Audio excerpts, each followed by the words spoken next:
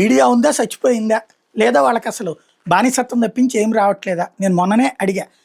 ఓ పక్కన 1వ తారీఖు నుంచి వీళ్ళు డాక్టర్ల సమ్మె అంటున్నారు, రెండో పక్కన సచివాలయ సిబ్బంది సమ్మె అంటున్నారు, ఇంకోవైపున వీళ్ళు వాళ్ళ పేరేంటి ఆరోగ్యశ్రీ ఆపుతామంటున్నారు.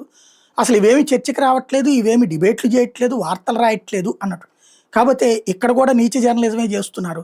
తాజాగా డాక్టర్ల సమ్మె ప్రారంభించేశారు. పిహెచ్సి డాక్టర్లు పీజీ సీట్లలో ఇన్ సర్వీస్ కోటాని పునరుద్ధరించాలని, అట్లాగే ప్రమోషన్స్ ఇవ్వాలని, ఇతర సమస్యలు పరిష్కరించాలని డిమాండ్ చేస్తూ ప్రాథమిక ఆరోగ్య కేంద్రాల వైద్యులు చేపట్టిన సమ్మె కొనసాగుతోంది.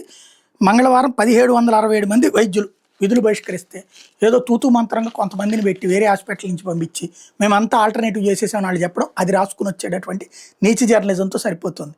ఓ పక్కన సచివాలయాల సిబ్బంది రోడ్డెక్కారు.